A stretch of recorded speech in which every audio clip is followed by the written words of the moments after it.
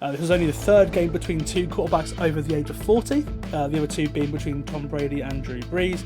But you wouldn't have known it because these guys are moving around out there last night. In fact, there was even a Joe Flacco designed run that went for 13 yards on a first down when the Bengals were like Michael Vick out there. Yeah, I know. Which will somehow be only the second London game in history between two teams with winning records.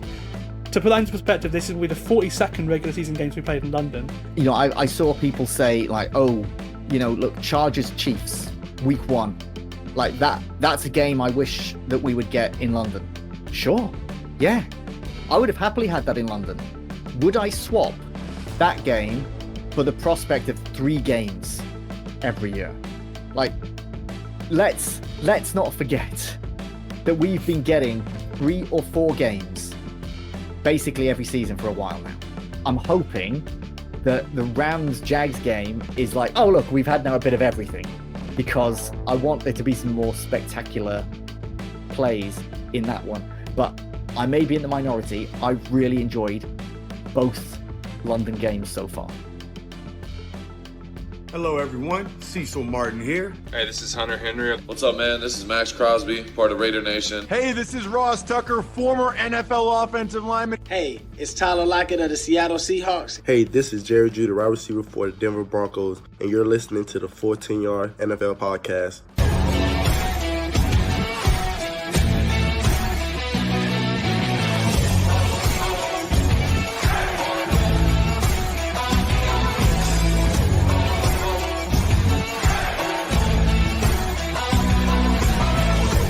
The NFL London games conclude this week, and it concludes with a bang. As on paper, we should have one of the best London games ever on our hands this weekend. This is the Full 10 Yards NFL podcast. I'm your host, Sam Moores, and on today's episode, I will look ahead to Sunday's game, which will see the 4-2 Jacksonville Jaguars return to their second home at Wembley Stadium, where they will host the 4-2 Los Angeles Rams. Joining me to do that will be Ben Isaacs, who has been part of the UK American football media landscape since the very first game at Wembley back in 2007. Ben is the author of The American Football Revolution, How Britain Fell in Love with the NFL, and features regularly on TalkSport's coverage of sport here in the UK. So podcasts, including the Nat Coombs Show and College Days, which he hosts with friend of the show, Dom Corbett. Welcome back to the pod, Ben. Great to have you on the show once more. Are you excited for the game this weekend? I am. It should be a really good one.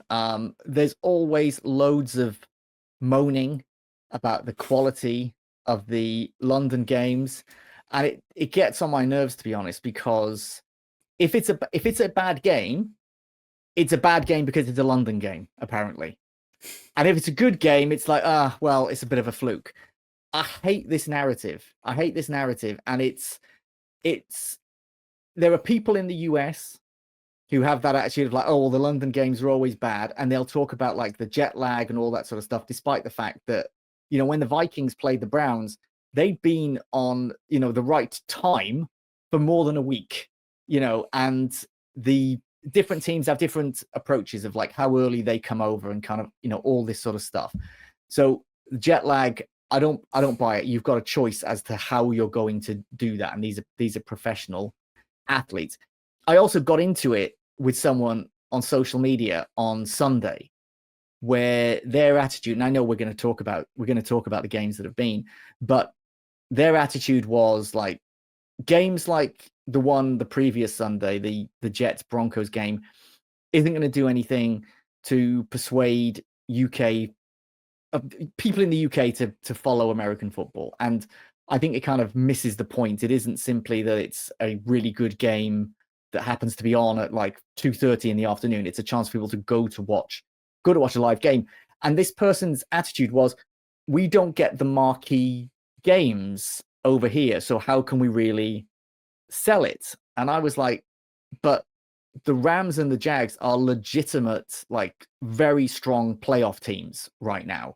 And you never know going into a season who is going to be good. If the Jets had been like the Jags, obviously the Jags cleaned house coach-wise, as did the Jets. If the Jets came into that game hot, then that game has a different complexion. You never know. This is the NFL. That's kind of the point of it.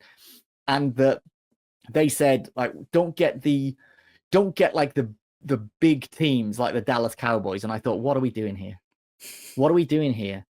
And is the thought that you bring the Dallas Cowboys over and all of a sudden the UK is going to go NFL crazy. Like, what year is this? And why this isn't all the stuff about America's team, and the Cowboys will draw a lot of eyeballs in America, relatively speaking, but that doesn't happen in the UK. And frankly, you put Patrick Mahomes on the TV, that's going to do more than the Dallas Cowboys. I thought it was a really strange argument. This was someone who purported to kind of cover the sport, and there's just these weird narratives around the UK games, and it bothers me, Sam. I got to tell you, it bothers me. Yeah, I completely agree with you, and we'll talk about it a bit more in a minute. But yeah, I think there's a lot of negativity, and we will talk about that later on, because I do tend to agree with you, because so many playoff teams from last year, you could have 4 maybe playoff teams that have played in London this year. Play plus again. I completely agree with you. So alongside looking ahead to the game on Sunday, we'll also react to last night's Thursday night football game between the Bengals and Steelers, and we'll finish the podcast by predicting the remaining 13 games of Week 7 against the spread. I'll also give my 5 must-have players to have in your lineup in Fantasy Gameday's Week 7 Sunday Stars competition as well. If you're new to the app, you can actually get a free £7.50 bet when you sign up with the code FULL10. There are 7 competitions on the app this week, including a special London game competition called London Ballers. And just remember to please gamble responsibly, obviously, and only if you're 18 or over and based in the UK and Northern Ireland. And the users will get a £7.50 free bet put into their account after they deposit and enter the first lineup on the app. I'll sign up with code FULL10. All right, let's get into the episode now. Starting in Cincinnati, where Week 7 kicked off on Thursday Night Football. This game was kind of fun, which I wasn't expecting. I felt like I was sort of transported back to 2012, seeing Joe Flacco and Aaron Rodgers slinging it. Rodgers actually passed Ben Roethlisberger for the 5th most regular season passing yards in NFL history in the first half. This was only the 3rd game between 2 quarterbacks over the age of 40, the other 2 being between Tom Brady and Drew Brees. But you wouldn't have known it, because these guys are moving around out there last night. In fact, there was even a Joe Flacco designed run that went for 13 yards and a first down when the Bengals were Looked like Michael Vick out there. Yeah, I know. Trying to tie the game. Both quarterbacks were really good last night, as was Jamar Chase, who was targeted a whopping 23 times. He pulled in 16 of those for 161 yards and a touchdown. That is the reception record for the Bengals. And there were 2 really important catches on that Bengals final drive to take a 33-31 lead with 7 seconds to go. The game ended with an Aaron Rodgers Hail Mary, which was a beautiful sight, because we've seen that many times before, and we saw it again. But the ball was knocked down in the end zone, and the Bengals won. What a nice surprise this game was, Ben. It should have been horrendous. It should have been an awful game. It should have been the Pittsburgh Steelers aren't the most exciting team to watch, and the Bengals are a complete mess, and things are so bad that they've had to get rid of, drop Jake Browning to the bench, who I thought was going to be a reasonably competent starter for them in that, he knew the playbook and they trusted him. It would have been a disaster. They bring in Joe Flacco, which all Bengals fans were like, really? Like, this is the move that we're going to make? Like, why not go for player X? Well, chances are they might have tried for player X and he was not being traded. You can't force it, So to see Joe Flacco come out, play the way that he did, dare I say, quarterback controversy in Cincinnati now? No, I'm joking. But to see him play the way he did, and you said about kind of when these quarterbacks who are over 40, when we see them having games like this, they're all Hall of Famers. Those older players are Hall of Famers. And I did see there's a little bit of discourse now about, is Joe Flacco a Hall of Famer? Let me just put this one to bed. Joe Flacco is not a Hall of Famer, but let's give him his props, because still playing quarterback in the NFL and playing it, even if it's not every single game at the level he played it yesterday, but to be able to play at that level in your 40s, goddamn, that takes a lot of work. You can see now why the Bengals wanted him. Like, he must have had like a few days to absorb that playbook. You make that trade, you're on Thursday Night Football, you've got a shorter week to do the things that he did. Clearly, the connection that he had with Chase Brown, it was amazing to see. And Aaron Rodgers, that Hail Mary attempt, yes, it didn't come off, but not because he couldn't get it to the end zone. My God, the guy's arm, he is clearly not the player he was, but the velocity on that ball at his age to throw it that distance perfectly into the end zone was unreal. So, like, people saying, oh, it was the Unk Bowl and all this sort of stuff. But let's also give these guys their credit. They weren't out there kind of being, I don't know, like, it wasn't like a bit of novelty just to kind of see these older guys. They played brilliantly. The Bengals, they are not going to be able to, I don't think, put enough wins together to get them into playoff contention so that, so that he can come back and Flacco can get on the bench and it's not going to be that. The Bengals are not going to make the playoffs. But the Steelers now, they can't afford to drop those sort of games because once Lamar is back for Baltimore, and Baltimore are obviously in a massive hole, but I'm still not betting against Baltimore to make the playoffs. And they will have been cheering the Bengals on. And you can see why the Steelers were not happy that Flacco was going to the Bengals. Mike Tomlin had complained, saying it didn't make sense that Cleveland would trade him within the division. And at the time I was thinking, we're talking about Joe Flacco here.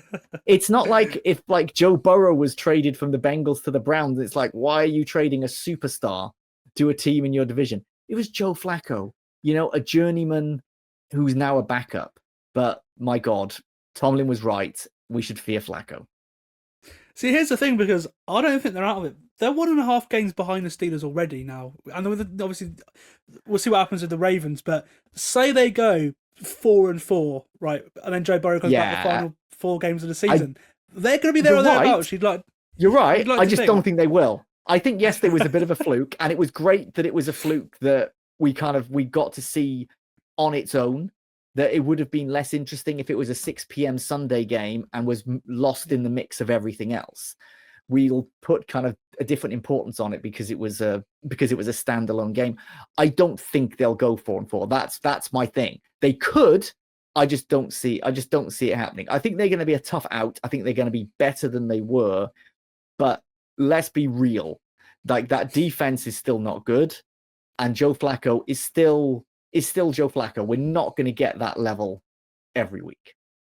Let's go on to talk about the Steelers now. They should have won this game, really.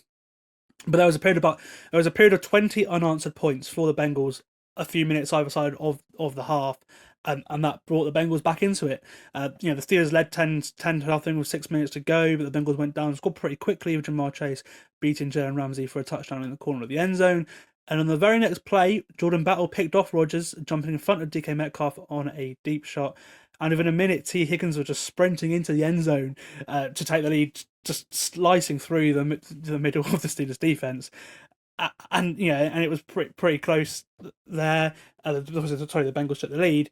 And then DJ Turner pulled off an incredible interception of Rodgers on the next drive, to nip away from DK Metcalf on the sideline to set up another 3 points for the Bengals. So they scored 3 more after the half. So it was 20 unanswered points. And Rodgers and Steelers came back. They went into the final drive for the Bengals with a 31-30 lead with just over 2 minutes to go. The Steelers were a better team in this game for the majority of it. Yep. But that little section either side of the half, really, really cost them. Joe Flacco quickly got the Bengals into field goal range, getting the Steelers to the 7-yard line with 4 plays thanks to his 2 receivers, who are both great. T. Higgins made a ridiculous grab on Jalen Ramsey. He really tight coverage, but these receivers just made incredible plays on Ramsey, really. He slid in bounds to keep the clock going for Evan McPherson to convert a 36-yard field goal with 7 seconds remaining, which was enough to win the Bengals, the game. And yet, that's sloppy football from the Steelers, which is something you just don't expect from Mike Tomlin, isn't it? Yeah, so much of it felt self-inflicted. And you're right; those periods either side of halftime were absolutely crucial. They kind of the point swing where the Steelers really should have had a touchdown after the 4th down that failed and kicking the field goal, and then straight away the Bengals score a touchdown and they start rolling. And it's easier said than done because you want to get a touchdown. But at the end of the game, when the Steelers scored that touchdown, they scored too quickly. They Yeah, 68-yarders They- straight away, pretty much. Yeah, exactly. Yeah. Yeah, which they're thrilled. They've scored this big play, 68-yard touchdown for him. For a tight end as well, that's impressive. Like Very impressive, and just it tells you all you need to know about the Bengals defense. If that hadn't been, if instead that had been a 15-yard gain, and they were able to just kind of eat some clock, then that game is probably over. Now, I'm not putting that on the Steelers as one of their mistakes, but just fine lines like that big play just gave the Bengals enough time to get themselves into field goal range. And we're not calling plays like the Jets call plays. They were actually trying to move the ball and do something with it. So yes, the Steelers were the better team and they threw it away, but I'll give the Bengals credit for that run where the 20 unanswered points and then just the drive at the end of the game. And just Joe Flacco is such an intelligent player, and you've got to have a certain level of intelligence to be able to pick up enough plays in such a short period of time. But the Steelers will be kicking themselves. They can't afford to lose these sorts of games if they're going to win that division. And they still lead that division, but it's going to get dicey. Yeah, still got, I feel like obviously it's not tens of division games, but there still are so many division games to play. And the Bengals have already got 2 wins in that division as well. So say it's all to play for already. Obviously, you probably would say the Steelers are still a favourite there, and the Ravens somehow, if they can get some wins, especially those wins against those teams under their belt. But it should be a tasty finish in the AFC North, and it probably will only take about 9-10 wins to win this division as well. So so certainly all to play for.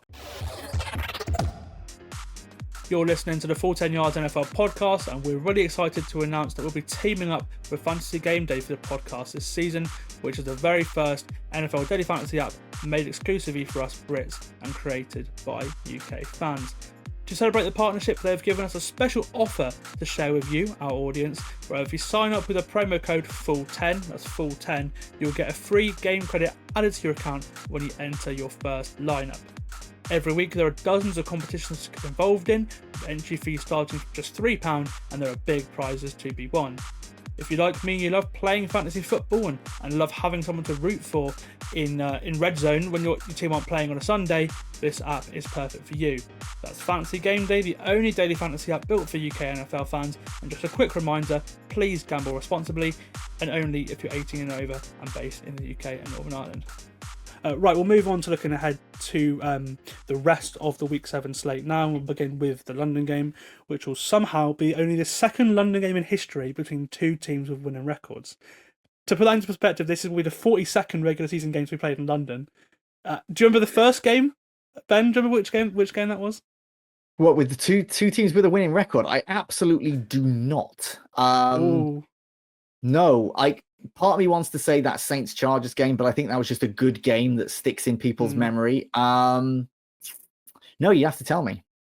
It was 2022, so 3 years ago. It was actually the game that the Packers became the 32nd and final team to play in London. Oh, when the Giants beat them. Yeah, Aaron Rodgers coming off his second MVP season, and the Giants to go 4-1 that day. God, I had to. I was at a wedding in Dorset the day before, and I had to drive to southeast London that morning to kind of get myself sorted and then get up to Tottenham to get to that game. I wasn't sure I was going to make it. It was one of the better ones that we've had. It is incredible to think it took until 2022 for 2 teams with a winning record. Now, obviously, the game is usually earlier in the season, and that means statistically there's more chance of teams being 500. But yeah, this is the one that on paper looks kind of like the best we've ever had. There have been some great games, but in terms of these are 2 teams definitely going for the playoffs, 2 quarterbacks who are so fun to watch. It's sad that Puka Nacua is not going to be playing. I would have loved to have seen him. To see Travis Hunter in the flesh is going to be fantastic. One of the most exciting players in college football in recent years, Heisman Trophy winner. You don't get many players who can play offense and defense, and I don't think we'll have seen a player like him ever in London. Well, look, in the media availability, he was the first player that was put up before Trevor Lawrence. this week. So that just says it all, really, doesn't it?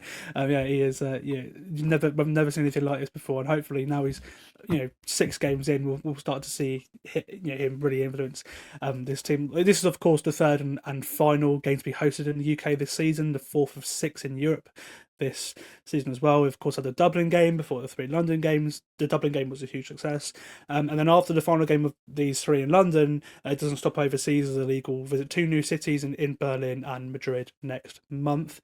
So far, London, I think it's been okay. I think the Browns Vikings game exceeded expectations. Obviously, that was also the first ever London game had to have a game-winning touchdown in the final minute as well. So in terms of drama, that was you had that as well. But that game had a low bar. Obviously, the quarterbacks weren't exactly so exciting going into the game, and last week's game was bad for the maybe the neutral, you could say, but it was a great defensive game. Obviously, we didn't see that many sacks.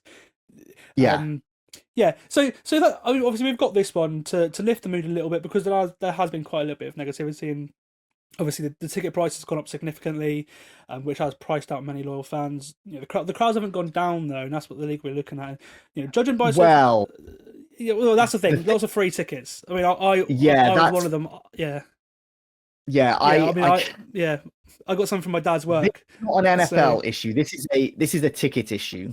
And I'm sure lots of people will feel like, well, yeah, it's NFL tickets. But the problem is that ticketing for any event right now is bad. Yes. Just the technology involved, the prices going up, the fees going up.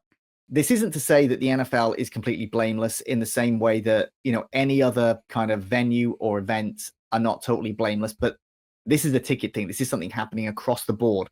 Whether you're trying to go and see Taylor Swift somewhere, or you're trying to see a Premier League football match, or whatever. Oh God, look at the chaos around FIFA World Cup tickets, where people were asked to kind of like join some sort of FIFA crypto so that they would get first dibs on certain tickets, and then they were told, oh yeah, it's only the very most expensive tickets.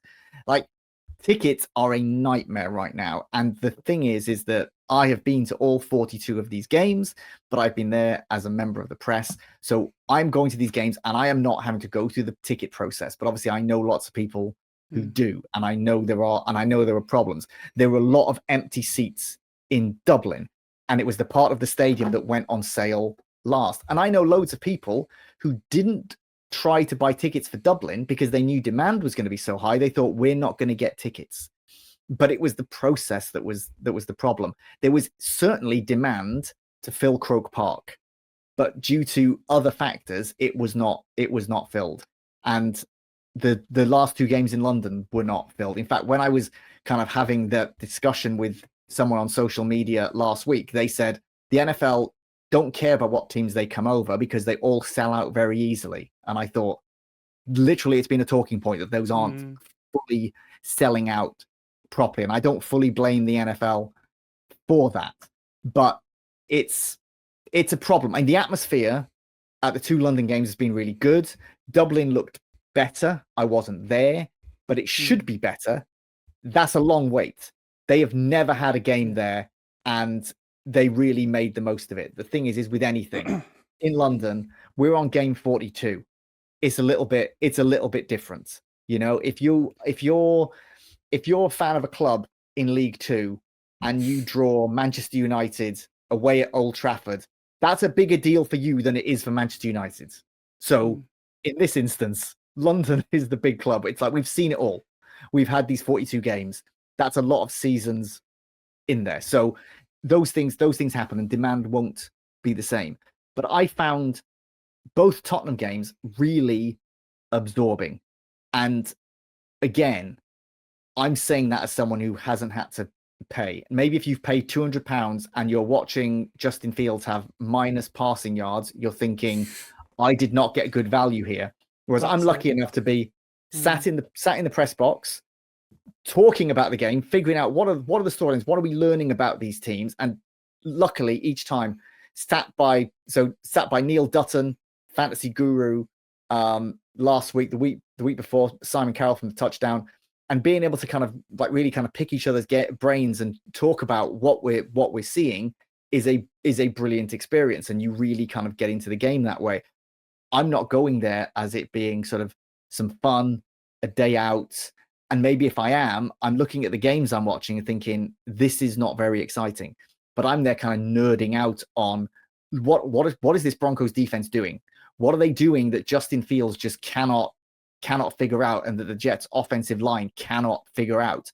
And lots of people in the press box at the 2-minute warning left the press box to go and get the food that they serve in the media restaurant at Tottenham, which is always chicken goujons with wedges, just so you know.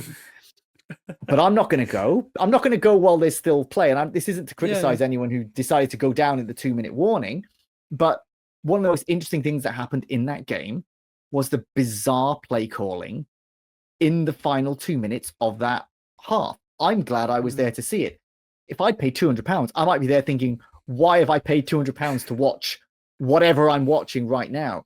But as someone who's there to analyze the game and talk about it, I was fascinated, because we were starting to see a Jets coaching staff at that point that was just, we don't know what to do. What can we do here? Afterwards, they were all arguing as well. So yeah, it's incredible to see. So people might look and be like, oh, as the Jets, they're one of the worst teams in the league, if not the worst team in the league. Yeah, fair enough. But you know what? That's interesting. Like, to see what's going on and the fact that they can't figure out what to do with Justin Fields, to me, that's no less interesting than what Andy Reid can do with Patrick Mahomes. I'm not just going to be obsessed with the handful of best players in the league. I'm not going to be just like, who's getting the most fantasy points. I thought the game last week was so absorbing. If you're a new fan, then I don't know, maybe not. But if you've watched enough games, you can watch that and be like, these defenses, man, they're really doing something. And like, the Browns defense was good against the Vikings. And to see Dylan Gabriel, make that start. These are things that I'm really, really interested in. And for the new fans or the more casual fans, I get it. If it's like, I want to see this superstar, I want to see this superstar, I want to see 40 points from each team. And there's nothing wrong with that. I'm not going to kind of like look down my nose. I'm not going to be like, oh, well, the real fans, we want it to be 10-9 and we wanted to grind it out. I want a bit of everything, I don't want to eat salad every night, but I also can't eat a steak every night. I would like a bit of everything. And I'm hoping that the Rams-Jags game is like, oh, look, we've had now a bit of everything, because I want there to be some more spectacular plays in that one. But I may be in the minority. I've really enjoyed both London games so far. Yeah, I enjoy both of them. I mean, me and my dad had tickets for the first game, and then they gave some tickets out to public services, like people who are working public which services, I think is a great idea, and that's a great way to do it. My dad was lucky to come across one of them, so we did end up going to both games, which was a nice surprise, because again, we couldn't really afford to go to both. We normally do go to both as Spurs, but we couldn't afford to go to both this year. But no, again, I mean, going on the train and talking to people, there was some negativity about the game, but I can see why. Like, but again, like, we're 2 years removed from having Josh Allen and Lamar Jackson playing back-to-back weeks at Spurs. Yes, those are good teams. Yeah, those are good teams. Like, and the Broncos were a playoff team last year. The Rams and Vikings were playoff teams last year. All three of those teams could be playoff teams this year. So the concept of being always bad teams is a lie. I think what people are a bit annoyed about is that 4 of the 6 teams that played in London this year have also played in London in the last 4 years. So I think that lack of variety, it might be getting to people. Obviously, teams are wanting to host London games because of the UK marketing rights and everything. So that's an interesting thing to watch, but maybe that's why people are getting frustrated, because it's been the Jets a lot, it's been the Vikings a lot. Obviously, the Jags have been marketing here for years. That may be where people are getting frustrated. And I can, when you have an 0-5 team and a 1-win team come over in the Browns as well, I can imagine people feeling like the league is losing them a bit. But these games have been good. They've always been interesting. They've always been close. Both games have come down to the final play of the game. That's not always a given. So yeah, I do agree with you, but then I can also understand why people are frustrated as well. Yeah, 100%. And like you said, that UK marketing rights, that is a big part of this puzzle, because if the Jets and the Vikings are spending that money, obviously the Jags, it kind of goes without saying, we know they've got a contract and they will play at Wembley every year, but they've got those marketing rights. And let's credit the Vikings with putting their hands up and saying, yes, we will play 2 games back to back and in different countries. Now, obviously, anyone who knows geography knows that the idea of playing in Dublin one week and London the next is not really a proper travel operation. The flights, you get on that plane, once it actually takes off, it's like an hour. So, you don't have to deal with anything. It'd be, it's better than it's better than most back-to-back away games in the States. It's that exactly. Yeah. It's a very short hop, but it did mean spending a whole chunk of time in Europe, and we know that it's a massive logistical operation, even down to the fact they want to bring their own bottled water and all this sort of stuff. Like, yeah, God forbid you drink British bottled water. Like, what do they think is in it? So it's a huge operation, and for them to be kind of away from their families for that period of time, and obviously they might go on a road trip in the US and stay, if perhaps a back-to-back on the West Coast, but the thing is, they're in, the time zones make it more similar. They might have more chance of kind of seeing their kids before they go to bed and blah, blah, blah, blah, those sort of things. And those things can kind of take their toll. So I still want to kind of credit these organizations for being so keen to come over, for if it's, the Chiefs don't have marketing rights here. So they do now. This year. Oh, of course they do. But yeah, they didn't. Yeah. Yes, you're right. They didn't until this year. I do apologize. So for people might want to be like, I want to see Patrick Mahomes. It's like, well, you're seeing Justin Jefferson and you might prefer Patrick Mahomes, but the Vikings have been like they did so many events last season, so many events this season. And the teams with marketing rights here, lots of them are doing more than others. Like the Chicago Bears, events all week this week, even though they're not playing here, which is great. There's a big watch party that they've organized on Sunday, but they've had other stuff. They had an art exhibition on. So these teams with UK marketing rights, I kind of want to get behind things that they want to do, and it's a shame the Jets have been bad. I didn't think they'd be this bad. The Vikings, obviously, the quarterback is the issue there, but these are teams that have really put their money where their mouth is and are supporting the game in this country.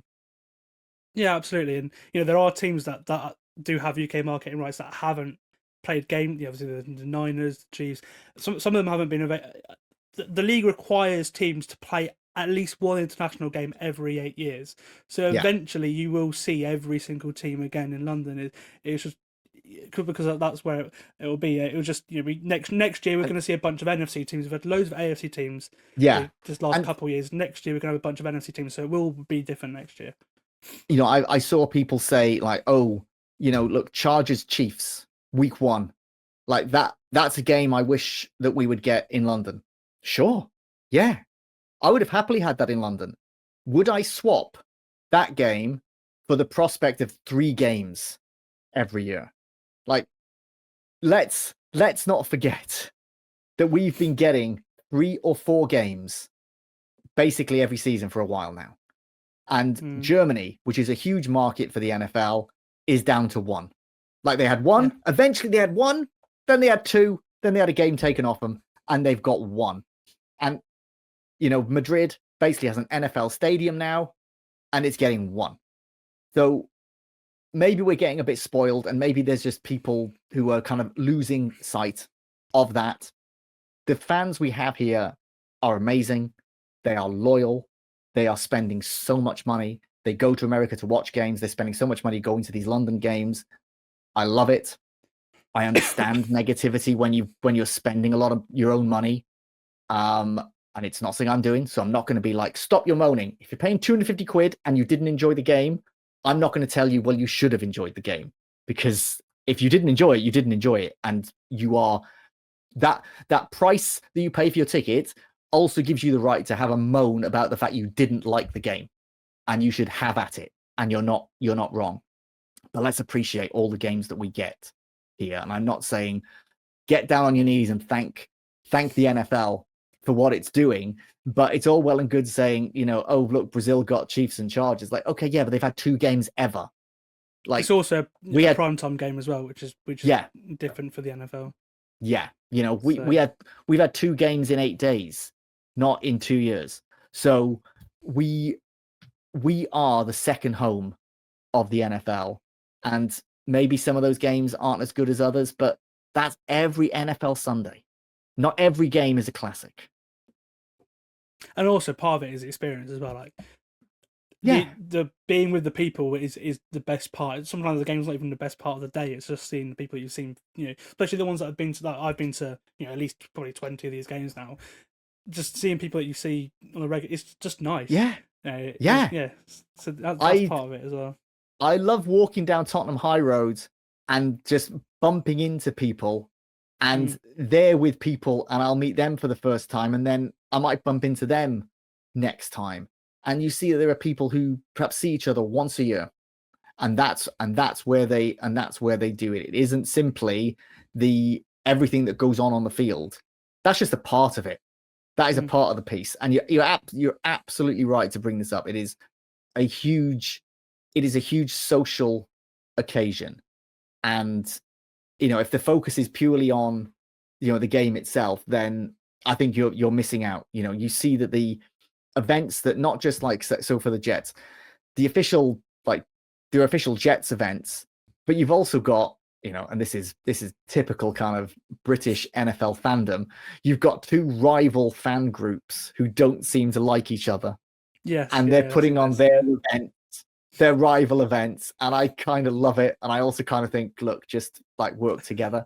But these people really care. And I don't know too much about like the Jets fan group beef. And I'm not going to name the groups because I don't want to get the names wrong, and I'll probably then be like the target as well. But I think sometimes some group is like, why is someone from that group getting this? Or why are they getting this extra attention that we're not getting? And I get it. But that is often how we are over here.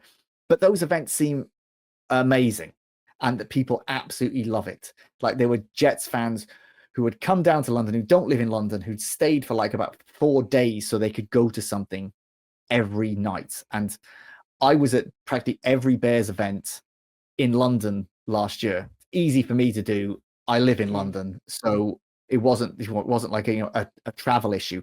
But they had a place in Victoria, and it was packed out every single night. Like on the Saturday, they were huge queue outside. It was 1 in, 1 out, and it was only like 5 o'clock in the afternoon at that point. It was absolutely mad. And people just seeing each other and being able to like celebrate the things that they had in common. And something that was in the book that I realized from talking to Dan Turl, who people might know from his works of art that he's created, that talking to him, I realized that the part of the thing that bonds NFL fans, no matter who their favorite team is that they realize that they've got something really important in common with someone. So a Jets fan and a Dolphins fan will realize they've got more in common with each other than with someone else who is thinking, oh, it's a stupid sport, it's really boring, it stops every 5 seconds, blah, blah, blah, all the stuff that we're sick of hearing. So you're fans of a niche sport in the same country, we're going to come together, and obviously you'll see people like drinking outside a pub, and there's like different jerseys. The sense of community is absolutely fantastic. Absolutely. Well, let's move this aside. Let's get on to, again, as I said earlier on. Yeah, sorry, I've derailed this. That's fine, Ben. It's fine. One of the best games we've ever had in London, and we'll start with previewing this now. We'll start with the Jags, because they've been a big surprise story this season under new head coach Liam Cohn and new general manager James Gladstone, both of whom actually know the Rams very well. So that's another angle you could you put in this game. Jacksonville has had a few signature wins already in the season in the opening portion, obviously beating the Chiefs on Monday Night Football 2 weeks ago, and then they came out on top in 2 close games with the Niners and the Texans, but they are coming off a tough loss at home to Seattle last week. Liam Cohen has managed to find a run game, which the Jags just haven't had for years. Travis Etienne's looking brilliant, and the Jags have protected Trevor Lawrence pretty well too, except from last week. Last week they didn't. Yes. But every other week he's been protected really well, and they also have a defense called by Anthony Campanile that has taken a huge leap this year too. It leads the league in takeaways, as was the case when Campanile was in Green Bay last year as well. So and the turnovers haven't been there for Green Bay this year, so maybe that was a big factor. He was a big part of the defense last year of Jeff Hafley in Green Bay, and the Jags sit at 4-2 now after 6 games, which has already matched their win total from last season as well. They went 4-13 last year, and that's especially impressive when you consider the fact that the past game hasn't really got clicking for the Jags. You haven't really seen much between Trevor Lawrence and Brian Thomas Jr. and Travis Hunter as well, and the fact that they've got 4 wins already, they're winning close games, they're playing well on both sides of the ball. The future is bright in Jacksonville, isn't it? Yeah, I saw some Jets fans making the comparison between the Jets and the Jags, like, well, look, they completely overhauled their coaching staff. Why are they there and we're here? And I said, well, the Jets haven't got a franchise quarterback, and they knew they didn't. It's not that they thought Justin Fields was going to be their franchise quarterback. He was a bridge. The Jaguars as well, what I think we can all realize now is that roster was much better than we had thought last season.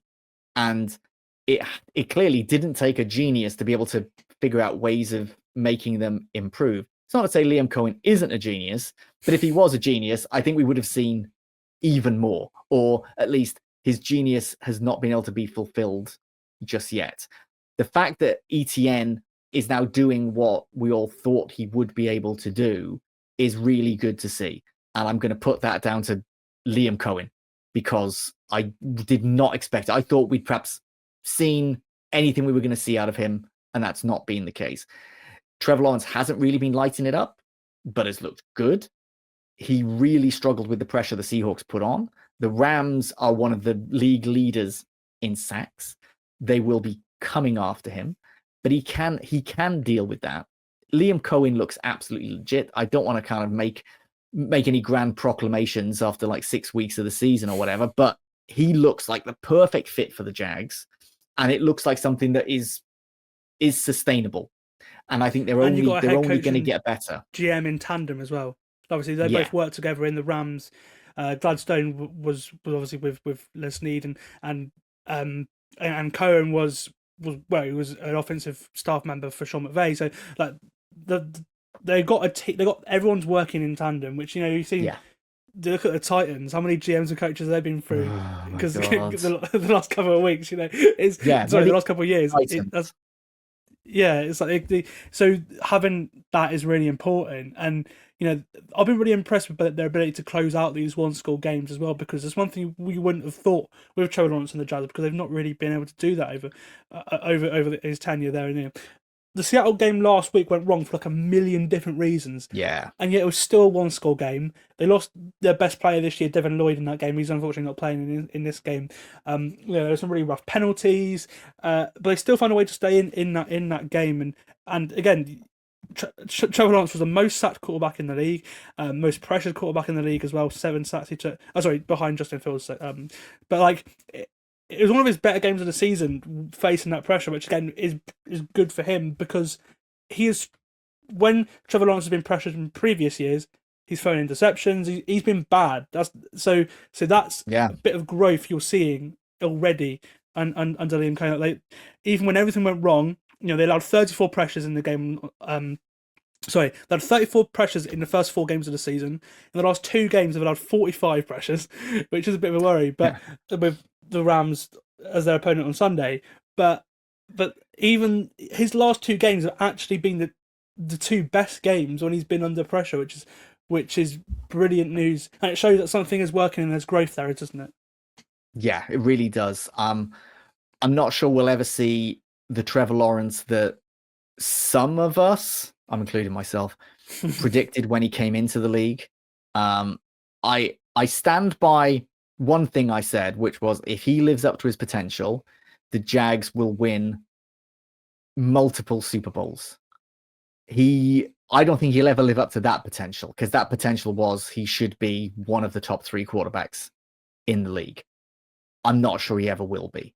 That's not a massive criticism. You don't need to have one of the 3 best in the league to win a Super Bowl. We've seen that. He looks like he's improving. He looks like he's playing under the best coach that he has while he's been in the pros. He looks more confident. He looks more assured. Things are looking up for him. And if they can just keep putting pieces around him, then they can be good for a number of years, as they should be, because that roster does look good. You know, okay, they might have wasted some of that window that they had with Trevor Lawrence, but I'm not sure many sets of fans should be more happy this season than the Jags. They should probably have beaten the Seahawks. They should probably be coming into this game 5-1, and it's a chance to make a real statement now. They should have beaten the Bengals. They could be in this game, coming in 6-0. They've been in every single game. Every single game's been a 1-score game, except for the Panthers one where they smashed the Panthers. But yeah, they have been in every game, which is no one would have thought they would have been in every game, especially when you look at the teams they've played. You know, they've played that Seattle team, they played the Chiefs, and now they're playing the Rams, who have one of the fastest pass rushers in the league. Only Aiden Hutchinson and George Karlaftis have more pressures than Jared Verse this season, whilst Byron Young has 8 sacks, which is second to Nick Bonito, who has 10. And then, Puna Ford, who they brought in the offseason, he's been mega at stopping the run too. This defense line is brilliant. The Jags have had a pretty tough schedule to start this year, as I said. Do you think the Rams are their toughest sort of test yet? It should have been the Chiefs, really. I think yes. But I think without Puka Nacua, this isn't the Rams that have been so good so far this season. And I think you can't lose a player like Puka Nacua and it not cause a drop off. Obviously, that doesn't mean they're no longer a good team or they can't win this game. But if he was there, I would say, yeah, this is easily their toughest test. As it is, it probably is, but it's got that caveat. Yeah, I think they are better than both the Seahawks, the Niners they played as well. Obviously, they're injured, but and probably I think they are probably the toughest test, because you look at what Matt Stafford's doing. Obviously, Puka Nacua is a huge loss, but there's not many people playing better football right now at the quarterback position than Matt Stafford. No. And the offensive line in front of them has been really good as well, allowing pressure on just 16% of the dropbacks. That's the 5th best in the league. The offensive line's been really good as well. You will see what happens with the position. Like Nakua's had a historic season. He really has. But he looks set to miss this game, as you said, through an ankle injury that he suffered last week. He did come back into the game last week, but he's not officially been ruled out yet. We'll see what happens there, but it does sound like he will not play in this game. He is travelling to London, and we'll talk about the Rams travelling as well, because they're not arriving in London till tomorrow morning, which is very, I don't love that, Sam. I don't love that at all. That's very, very unorthodox. Yeah. But they are getting Tutu Atwell back this week.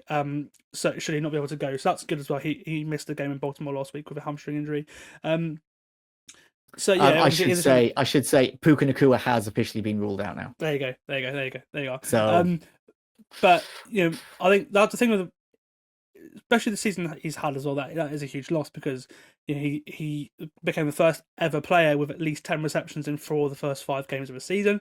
But I think the most important thing for the Rams here is it's not a serious injury. They say he's going to be back after the bye week, and they're going into the bye week now, and they're obviously that loss to the Niners was tough for them, especially in the division, to be a close division. But the fact that it's not a long-term injury, of how important he is to that team, is huge, isn't it? Yeah, it's he's been one of the kind of nicest surprises over the last couple of years. The growth that we've seen from him, and he is just an absolutely electric talent, and someone who completely changes kind of how we can look at the Rams.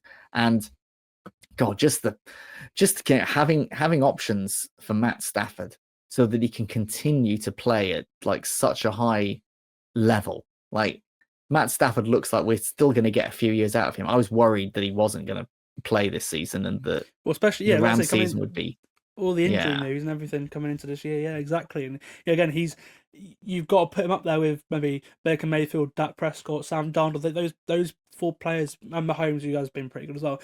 Those 5 are the 5 front runners for MVP right now. So even saying Stafford's there at his age is crazy. It really is. And the defense the Rams does help. Of course it does. And the run. Kyron Williams is a great player. The offensive line has been better, and you still got Devontae Adams as well. Like he's not even without Nakua, still a great team. And like this defense. That is a mega unit through 6 games thanks to that defensive line. They're 4th in defensive EPA per play, 2nd in yards per completion allowed, 6th in yards per carries. They're pretty much good at everything. They can stop the pass, stop the run. They can create turnovers. Only the Vikings have recovered more fumbles than the Rams as well.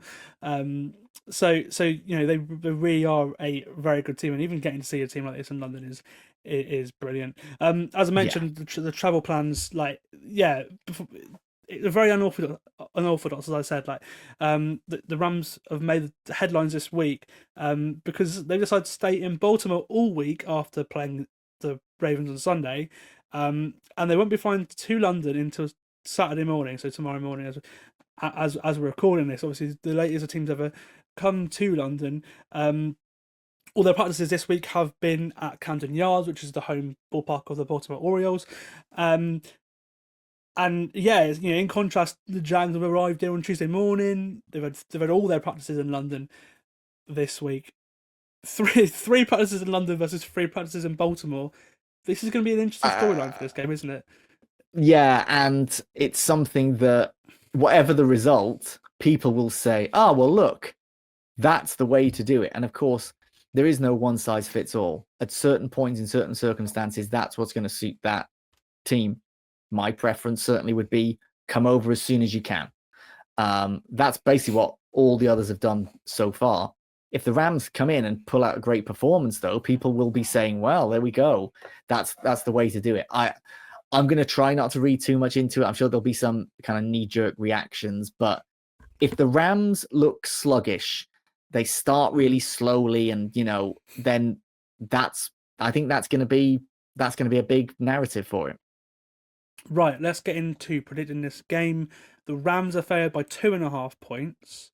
Which way are you going here, Ben? Do you know what? I'm going Jags.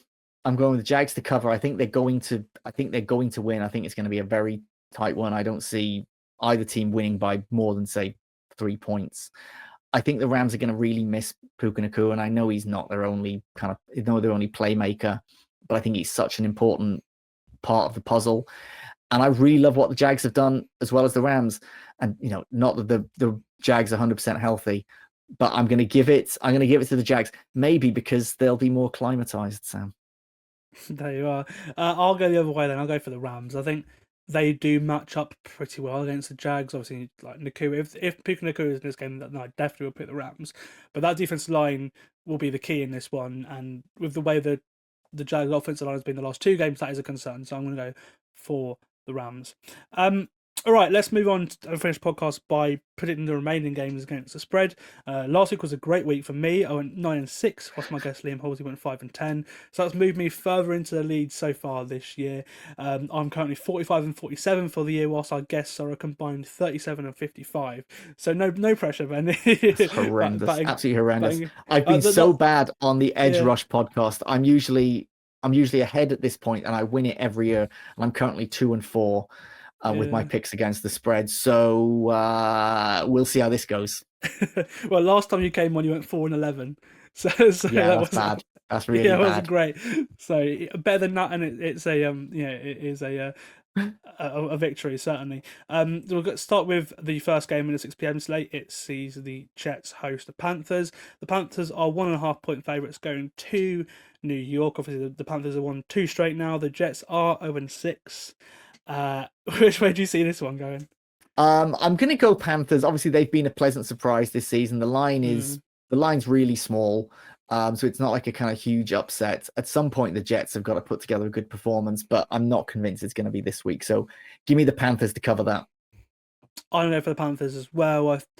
I actually thought they match up really well against the Jets as well. Like the Jets don't force turnovers, so that's been their one Achilles heel, throwing a turnover early in the game, and then for Bryce Young, and then trying to come back for that. And they have come back in 3 games to win them all, except for the Falcons one where they just led from start to finish. But I'm going to go for the Panthers as well, just because the Jets are terrible at defending the pass in the red zone. They're terrible at rushing quarterbacks in the red zone. Bryce Young's got multiple rushing touchdowns in his career, and again, they don't force turnovers. So I think this is a real nice game for Bryce Young to move the Panthers 4-3. So yeah, I'm going to go for them as well.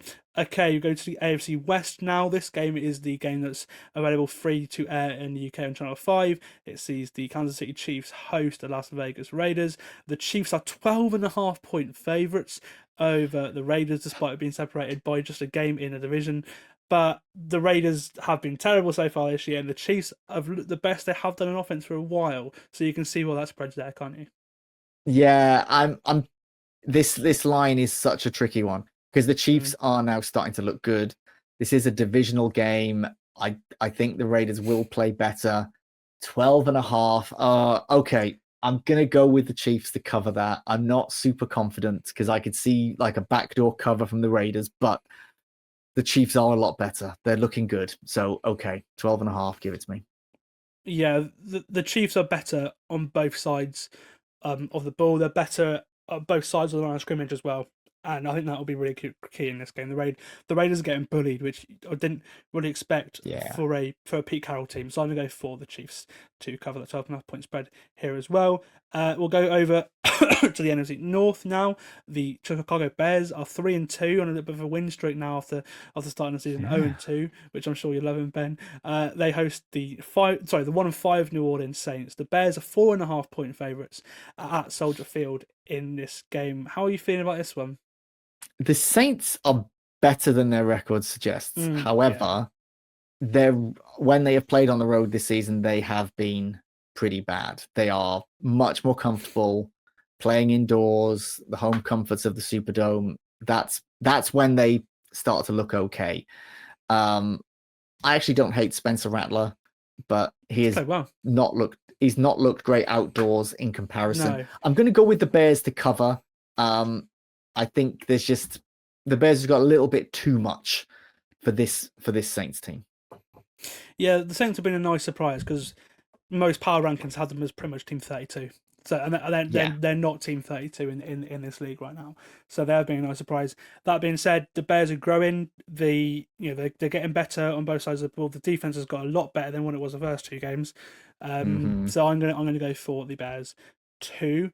This is a great game. The 1-5 off between the Cleveland Browns and the Miami Dolphins. The Browns host this game. They are 2.5-point favourites. There's also a big storm ahead of this game as well. About 50-mile-per-hour winds apparently, so that's another factor as well. I think this will be a very low-scoring game, so I'd definitely bet the under in terms of points. Yeah, the under is 36.5 the line as well, so it's already low.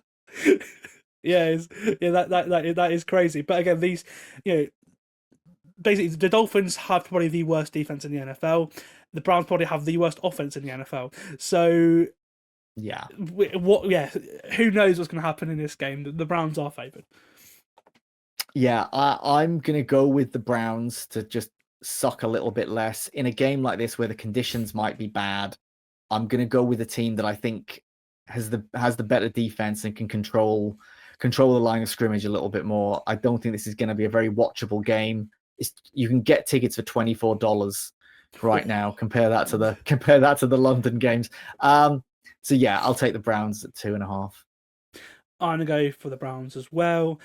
I just feel like again it's a bad weather. Miami always play terrible in bad weather. I think the way that defense has given up 2 last second touchdowns in 2 games.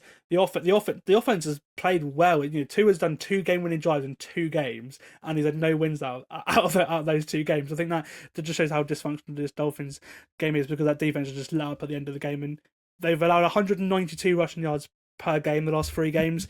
Quinton Judkins is having a decent start to the season. He's clearly the Browns' number 1 player. I think he's going to have an absolute day against the Dolphins defense. So yeah, give me Cleveland here.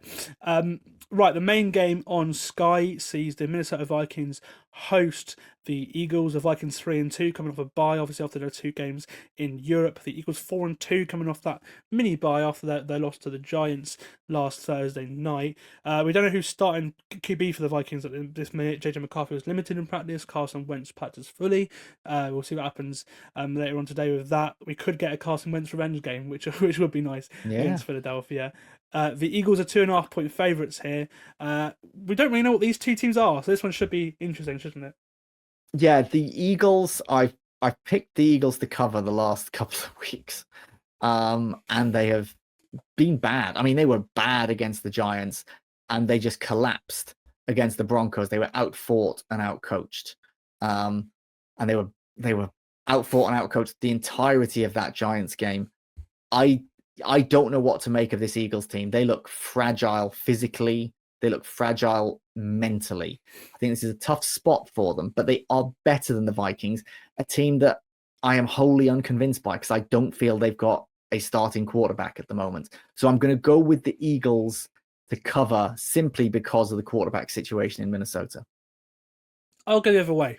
It's in Minnesota again. I'd offer bye. I'd imagine Carson Wentz has taken most snaps in practice this week if McCarthy's limited. So, and obviously he's had a couple of games now.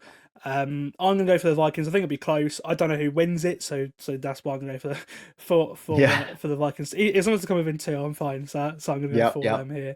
And then the last game of the early window sees the 1-5 Titans. New interim head coach Mike McCoy in charge of them, hosting Mike Vrabel and the New England Patriots. I find it very interesting that they fired Brian Callahan right ahead of the game against Mike Vrabel. That it's almost as if that was done on purpose. The Patriots are 7.5-point favourites going into Tennessee here.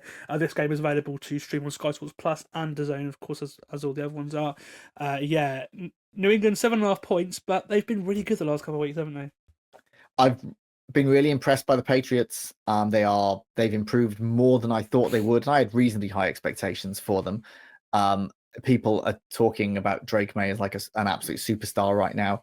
I think we need to pump the brakes on that.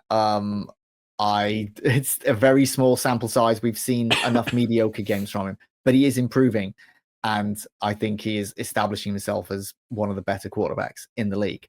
Having said that, I just feel that the Titans are going to cover this. I don't think they're going to win, but I think they're going to keep it close. I think there's going to be a bit of a kind of dead cat bounce with getting an interim head coach in. They've had it's been so chaotic there for the Titans.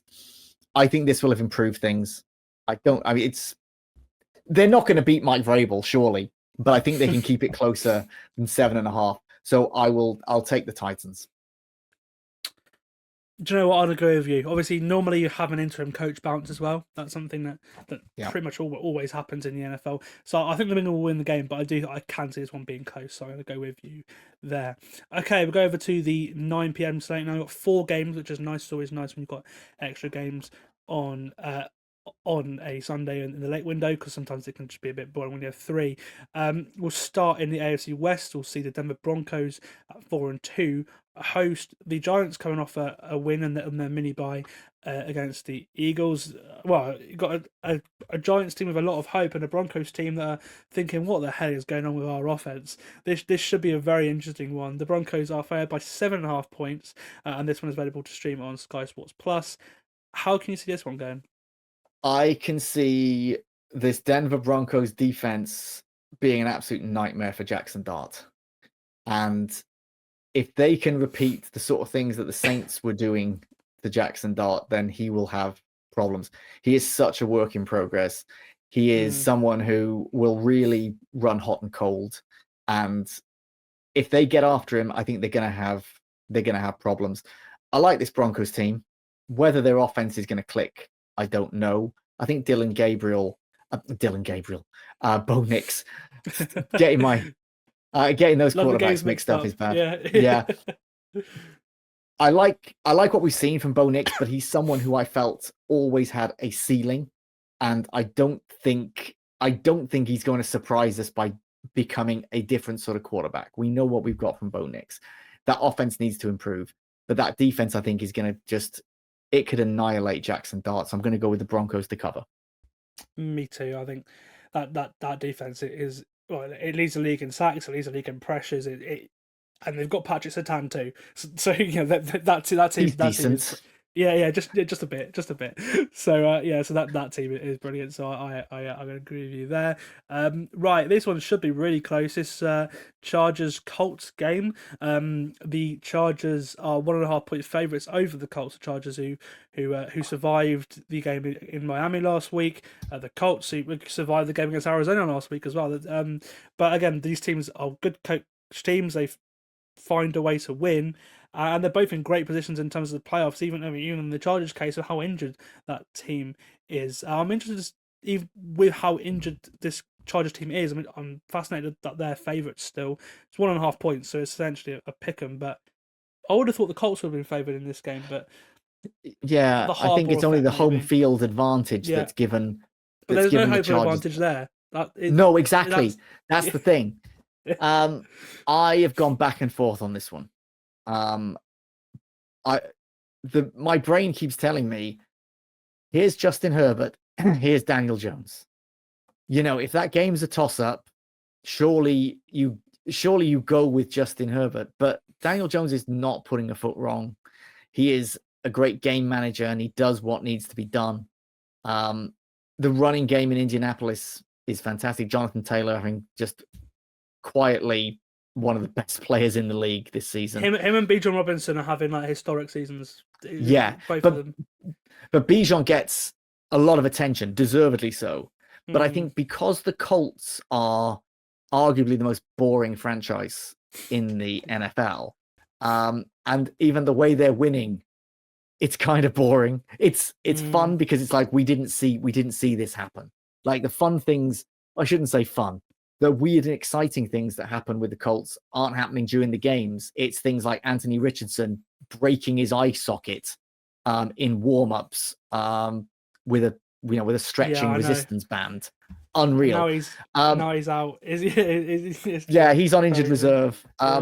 Which does mean that if Daniel Jones gets hurt, they're going to have some issues. But then again, maybe if they were having to rely on Anthony Richardson, they'd have some issues. Anyway, I'm going off course. Give me the Chargers just because of Justin Herbert. And this is, out of all the picks I make, this is the one I feel like I'm going to regret the most and feel stupid for picking the Chargers. I'm going to go for the Chargers. I just, again, the play that Herbert made with like 20 seconds to go last week is a prime example of it was the Dolphins though.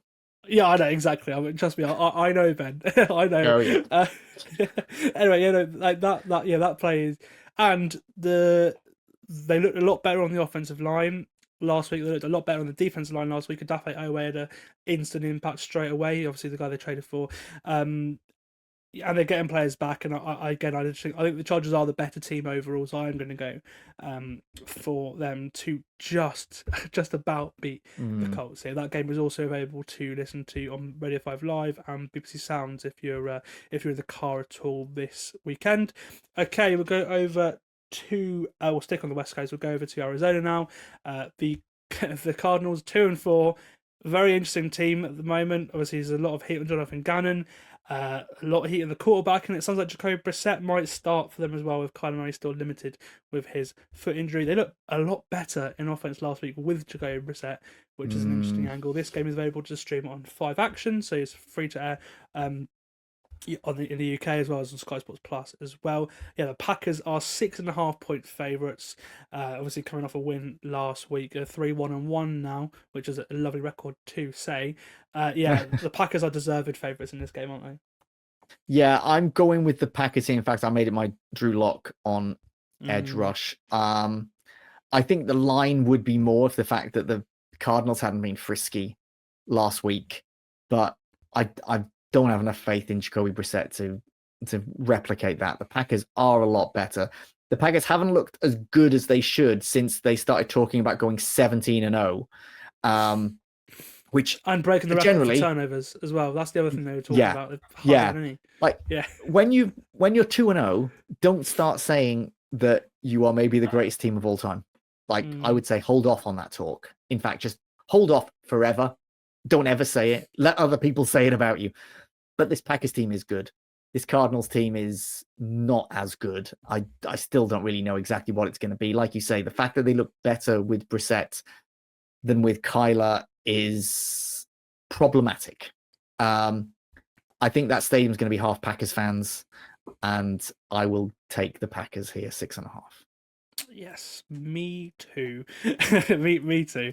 I think it's not even. I can see why it was a Drew Lock, because that for me, I think the way the Cardinals have imploded in close games and everything, I think it tells you that they need a major change in that organization. If I'm being honest with you, and then the main game on Sky this week is an all NFC East affair. This one should involve points because it involves the Dallas Cowboys.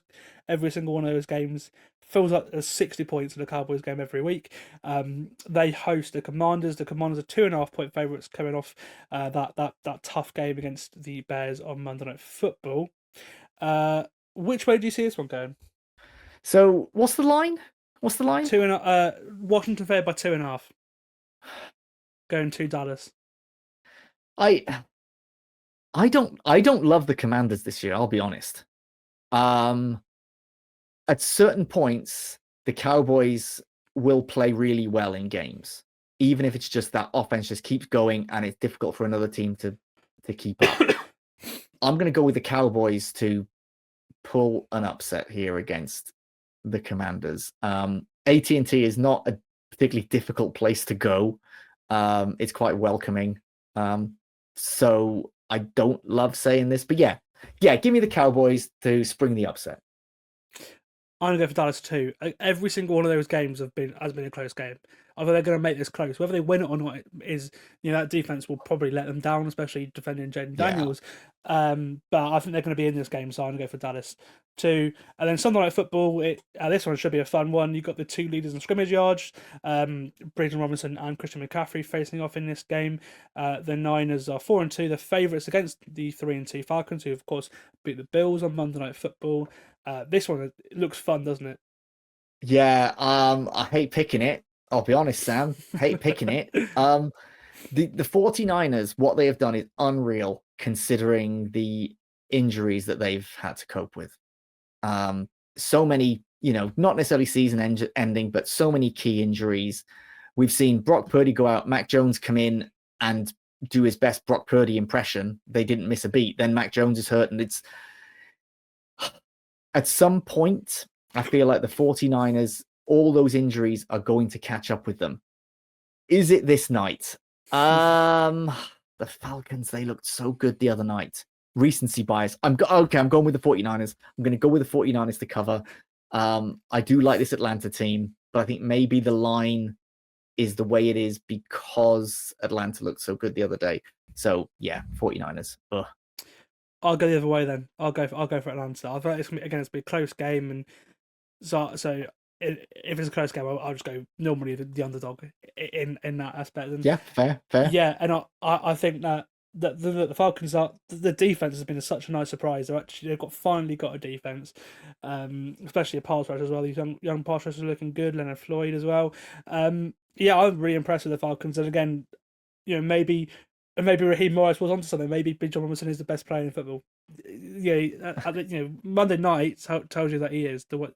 And again, it's the fact that he very McCaffrey-esque, where he will get you 50 receiving yards a game on top of his runs. He'll get you 5-6 receptions. He'll probably get you a receiving touchdown most games as well.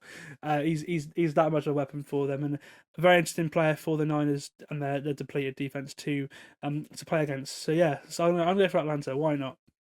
And we've got two what more a game that games. should be. Yeah, should be. Again, these two Monday Night Football games are very interesting as well. They're tasty, aren't they? Yeah. Yeah, well, especially the early one. It's a midnight kickoff here, which is not better for us in the UK. A midnight kickoff is so much better than 1:15. This is the Joe Buck and Troy Aikman game. It's the Lions host the Bucks, 4-2 against 5-1. The The Lions are 5.5-point favourites in this game, that partly because of how many injuries the Bucks have, probably about the top 4 receivers, which is crazy. Yeah, a bit of luck that the Lions have playing the Bucks at this time, because the Bucks have been so good, haven't they? Yeah, and obviously the Lions have got their own injury issues. They've got a really depleted secondary, facing in effect the Bucks' second string wide receivers. So it does kind of balance things out. There's a lot of talk of whether the Lions were the best team in the NFL like a week or so ago, before they lost to the Chiefs. And not that necessarily the loss to the Chiefs make everyone think, oh, look, they're rubbish, they're frauds, because obviously they're not. But let's say they lose to the Bucks. They will have lost to the only 3 good teams they've played, which is a bad sign. Now, this is projection because, they haven't played the Bucks yet and they're favorites. But I think this is a huge, huge game for the Lions in terms of perception, because you don't want people to think, oh yeah, you'll beat up the kind of middle of the pack teams, but you won't beat the good teams. This is the tough one. I really like what the Bucks have done this year. When they win, though, it's usually a squeaker, and it's going to be a really tough place to go into Detroit, and you're missing those pieces. Oh, I'm going to go with the Lions to cover, even though it's a pretty big line. Me too. I feel like they're running into the Lions at the wrong time, and again, this is a real big test of Baker Mayfield as well. So I'm fascinated to see how it goes. And then the last game, this one's at 3:30 a.m. in the UK, so I will not be staying up for this one. I can tell you that now. Even though it involves 2 teams that I am really interested in, the Seahawks 4-2, looking great right now, and the Texans, who going into their bye had their best game of the season. That defense is the number 1 defense in the NFL. Real tough test for Sam Darnold, this one, isn't it? It is. That Texans defense is legit. The Texans have had a really slow start. The Seahawks look like a well-oiled machine, though. They're efficient. Sam Darnold got absolutely fixed in Minnesota. He looks like he did during the regular season, for most of it at least, that he did at Minnesota. Yes. Really like what Seattle have done. I think the Seahawks are going to win this. I think that the way that the Seahawks have just been operating this year, they're so efficient. They don't make too many silly mistakes. They don't beat themselves. I think this is a game that they win, and it's a tough loss to take for Houston, because they're kind of adding up. Yeah, I'm gonna go the other way. I'm gonna go for Houston. Obviously, off a bye, that's a big factor. And again, this pass rush is just so good. And if you can get to Sam Darnold, that's when you can affect him. And I feel like if any defense is going to do that, it's going to be this defense. So I'd go the other way. I think it'll be a close game. Fair. If it was 1.5, I'd go Seattle. 3.5, I think the Texans can stay within a field goal, because I think it'll be a low scoring game. And they found a groove on offense the last couple of games. So yeah, screw it. Give me Houston. Give me Houston to get to 500. I love it. And then the teams on a bye this week are the Buffalo Bills and the Baltimore Ravens. So only 2 teams on a bye, which is nice. It'll get a lot more as the season goes on. I'll let you go now, Ben, because my laptop is about to die. So I'll do my outro. Yeah, I'll do my outro later on. But a big thank you for coming on the podcast. It's a pleasure to have you on as always. My pleasure. If anyone bumps into me at Wembley, say hello, and I'll be at the Bears watch party at Beechwood in Shoreditch on Sunday night. If you're a Bears fan, come and say hello. Awesome. Thank you very much for coming on, Ben. As I said, it's a pleasure as always. Next up is DFS Stars, which is our weekly daily fantasy segment brought to you by partners for the podcast Fantasy Gameday, the UK's dedicated daily fantasy app. Before I give you my picks for week 7, I just want to let you know how I did last weekend. Overall, it was okay, but I whiffed on my captain, unfortunately. But yeah, it was a pretty decent week other than that. But unfortunately, that probably has cost you a bit of money if you did choose to go with my picks. Yeah, we'll start with that captain pick. That was Puka Nacua. This was just an unlucky one, really, wasn't it? He looked set to break the record of 6 consecutive games to start the season with at least 8 catches. But he missed a big chunk of the game due to injury, catching just 2 balls for 28 yards. I was just really tired for that, to be honest with you. I really... Yeah, couldn't do anything about that, and unfortunately, probably did cost you guys this week, so sorry about that. But Justin Herbert was a decent pick of quarterback. There probably was better value out there, but he did have a decent game. The Chargers did end up going for the same game plan as Carolina did against Miami, which just doze over them. Their run defense, despite being down the top 2 guys. So I thought Herbert would get the ball for 50 times. He didn't, but he did could go throw 264 yards, 2 touchdowns, not bad at all. He was QB 15. Probably was better value elsewhere. Huge success at running back, Rashad White. Another top day for him, 85 yards, 20 touches against the Niners. So I'm coming in at RB10. I also hit the jackpot with Tater McMillan as well. I had the feeling he'd get his first touchdown last week, and he ended up getting 2. So yeah, that was brilliant. He had his best fantasy week of the season. And then finally, Jake Tunges. That was a weird one. I thought I'd go for a bit of a gamble. He was a great pick as well, actually, considering the value. He had 6 grabs, 58 yards.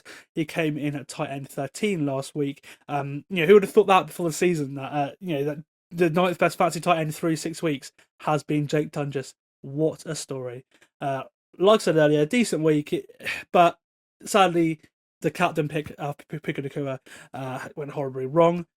Before I give you my 5 DFS stars for this week, I just wanted to remind you that you can get a free entry if you sign up to Fantasy Gameday this week with the code FULL10. New users can get that free game credit, a free £7.50 bet added to their account when they enter the first lineup on the app, which is available on both Apple App Store and the Google Play Store. Right, here are 5 players that you need to have in your daily fantasy lineup on Fantasy Gameday this Sunday. As always, I'll start with my captain pick for the week, which is a player that gets double points in your lineup. And with both Bijan Robinson and Christian McCaffrey playing on Monday night, there's only one choice for the captain in the Sunday Stars competition this week, and that choice is Jonathan Taylor. Taylor is averaging 3.9 more fantasy points than any player available to be selected this Sunday in the competition. So yeah, I think he is a certain pick for your captain. I think many people will do the same thing. Yes, he's very expensive at 9,000. He's the most expensive player this week. In fact, he has been for a couple of weeks now. But this Colts offense runs through Taylor, and the Chargers have been a decent matchup for some running backs in fantasy this year as well. So I think Jonathan Taylor is worth the gamble. On to the quarterback position now, and my quarterback to watch this week is Bryce Young. He's coming off a really strong game last week against the Cowboys defense, and they face the Jets this week, the Panthers do, who are yet to produce an interception, and obviously Young is prone to throwing an interception, especially early in the game, and they're terrible defending the pass in the red zone as well, and against rushing quarterbacks, so that's plays to all of Young's strengths there. So I really wouldn't be surprised to see him have another big game on Sunday, as it has done the last 2 weeks. I think it's good value at 6,200. The 11th most expensive quarterback on Sunday. Yeah, I think all those factors make Young worth a punt. Okay, my running back pick was the easiest one of the week because the Dolphins have been so terrible against the run the last couple of weeks that it is Quinton Judkins for me. He is already the Browns' best offensive player, which is just crazy. In the last 3 games, the Dolphins have allowed a whopping 192 rushing yards per game on average. That is horrendous, and they're allowing a rushing touchdown per game as well. So Judkins should have a monster week this week. He is a steal at 5,800 in my eyes, now that he is the clear number 1 back in Cleveland. Because of all the money spent on Jonathan Taylor, I've had to go cheaper for my receiver pick for the week. I've gone for Chris Olave. He is the Saints' clear number 1 receiver. He has a good matchup this week as well in the Bears' defense. And, Chicago has the 4th most fantasy points to receivers this season. And Olave has the 4th biggest target share among NFL receivers this season. And because Garrett Wilson is doubtful for the Jets game on Sunday, of all the players at the receiver that are available to be picked this Sunday in the competition, Olave has the highest target share of all of them. So again, I think he's an absolute steal at 4,800. A fair few of those targets have been in the red zone too, and Chicago have given up the 4th most touchdowns to receivers this season as well. So yeah, I think a great value at the 21st most expensive receiver on Sunday. And then finally, I'm going for Jake Ferguson at tight end, who's a little on the expensive side, don't get me wrong. He is 4,200, quite expensive for a tight end in this app. He is the 5th highest tight end in terms of price this week, and I think that's quite good with the amount of targets that he receives. I think he's absolutely worth the money this Sunday. No tight end has more fantasy points than Ferguson this week, who has 14 more points than Tyler Warren in second. He also has the most receptions of any tight end this season and the joint 2nd most touchdowns behind Dallas Goedert. And also only Trey McBride has more targets amongst the tight end position than Ferguson this season. So he is absolutely worth it at 4,200. And again, Dallas score lots of points, so I wouldn't be surprised to see him get in the end zone as well. That wraps up my 5 picks for this week's Sunday Stars competition on Fantasy Gameday. My 5 DFS stars for the week are Jonathan Taylor, Bryce Young, Quinton Judkins, Chris Olave, and Jake Ferguson. Best of luck if you're playing along, and don't forget, new users can still sign up with the code FULL10 to get that free £7.50 bet. Just remember to please gamble responsibly, and only if you're 18 and over and based in the UK or Northern Ireland. about to it for the podcast today. It's always nice this time of the year, October. It's been great. I mean, I've been lucky enough myself to get to 2 London games. I'm a little bit ill. Obviously, being in London for 2 weeks now is people have mixed it. I'm not really surprised by that, but it was always great. And it was I did enjoy the 2 games, so we did have an interesting chat about the different ways you can enjoy a game. That's all for today. I hope you guys have a really good week 7. It's got some brilliant games this week, some absolutely brilliant games that I'm really looking forward to watching. And of course, one of those is in London, so that's always great too. See you next week, where we'll be having a little bit of fun on the podcast next week, and talking about all the things that happen in week 7. Looking forward to week 8, and there'll be something new there for you as well.